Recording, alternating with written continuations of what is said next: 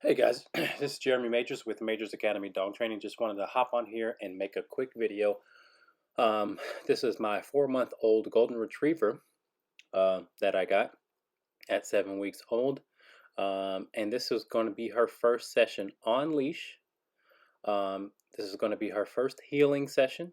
This is going to be her first time I actually teach the sit and the place command. And so I just want you to notice a few things as we go through this video.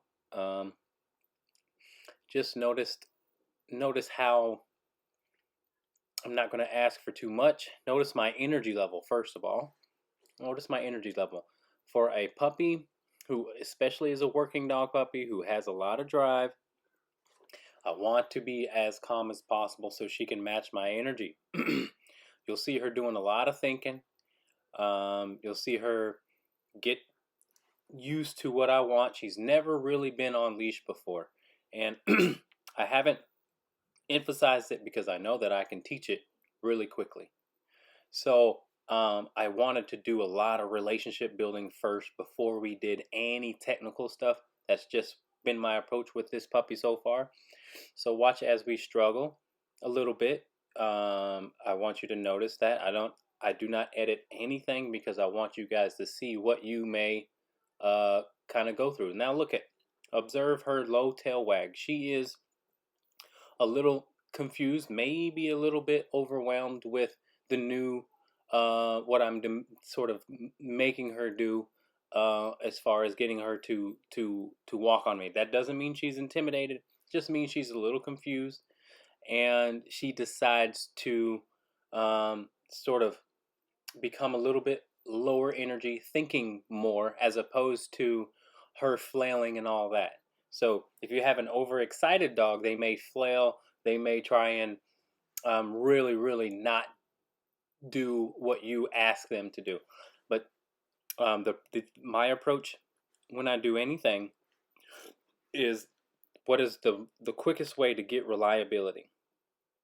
And so I do use treats. I use them very selectively, but this puppy is, again, very energetic and also, I would say, alpha personality. She has sort of a controlling personality. So she will have a harder time allowing me to sort of control. And that's okay because we want her to sort of be okay with allowing us to be in control for her. Okay, so my approach is a bit different from other trainers, but I just want to give you guys a voiceover as I walk through.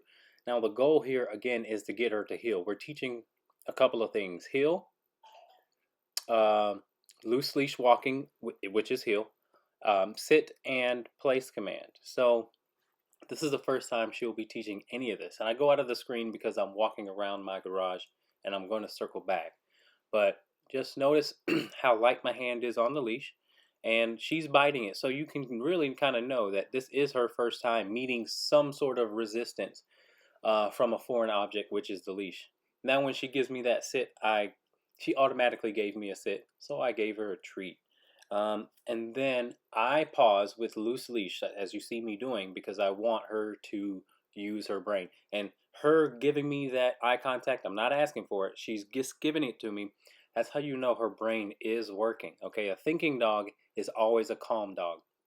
Okay, so again, I want her to know what I want from her in this regard. It's going to pay big dividends when it comes to just regular walking. She has to know that she has to follow me. And to achieve loose leash walking, she'll have to just do that.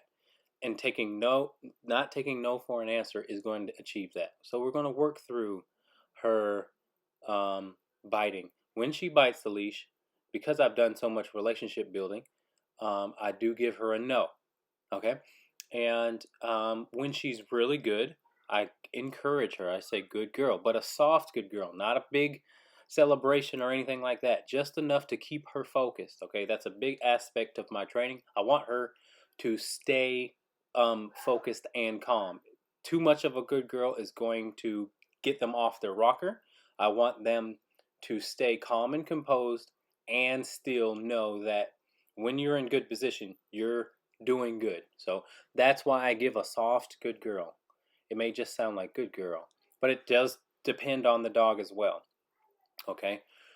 Um, so yeah, we're walking and I'm walking really slow and I'm turning and she has to turn with me and I don't allow any sniffing of the ground. I'll tell her no then. But you see how she's in good and she's looking up, engaging with me. Um, Again, this is first session, guys. This is taking it nice and slow. I have her entire life to teach her the technical stuff. The technical stuff is easy once you have the relationship building stuff. The technical stuff is a little bit more difficult if you don't have a relationship with the dog. So all of this stuff she's taken to very well. Yeah. And we give her nice praise and we give her a treat for her. Treats, in my regard, relieve stress. Okay, and that's what we're looking for here. You see how she's looking at me and I'm reinforcing that, but very calm. I'm also waiting for her to sort of mess up. So if she would have got up from a sit, I wouldn't have moved forward until she sat down and sort of accepted that we're sitting. We're in a standing and sitting position. I'm standing, you're sitting.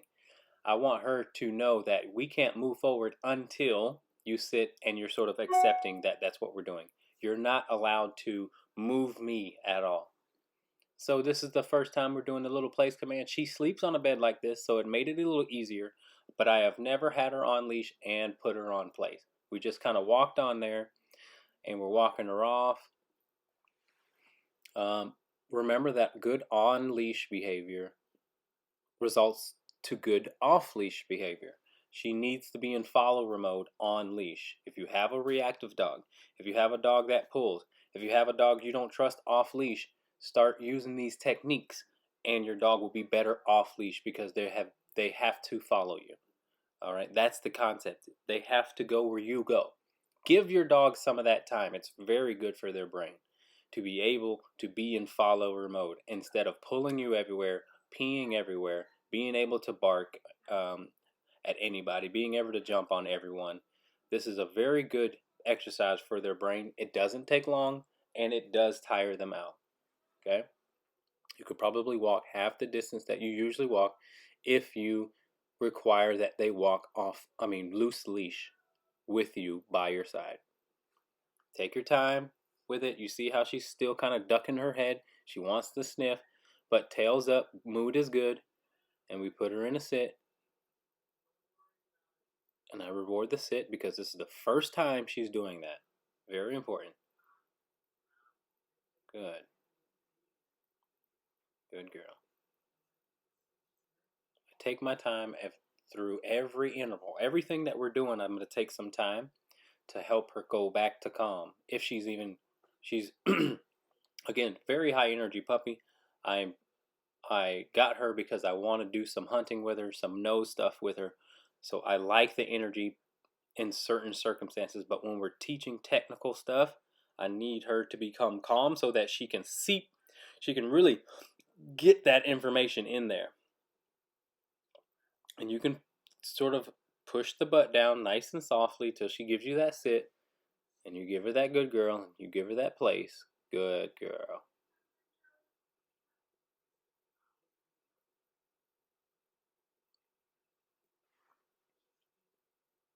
I can't emphasize enough how important it is for calmness. See, she almost got impatient there, so you want to wait that out. You want to reinforce calm behavior. The treats will bring about that pushy, I want another treat sort of thing. You want to work past that because that's where people and trainers go wrong.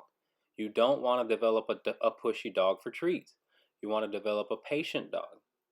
And once they're patient, then they get the treat. Not once they give you what they want, especially for a dog who is intelligent. Any intelligent dog needs to work through their own impulses, ambitions, and pushy behavior in order to achieve the full benefits of treat training. This is a dog that gets treats. I didn't voice command. She never does down. Haven't taught her that yet. But she went down. I was waiting for that. That's what gets rewarded. And then your dog will start to say, I'm laying down for a treat. I'm going to get that. Okay. And I just gave her another little extra treat because she's being a cutie.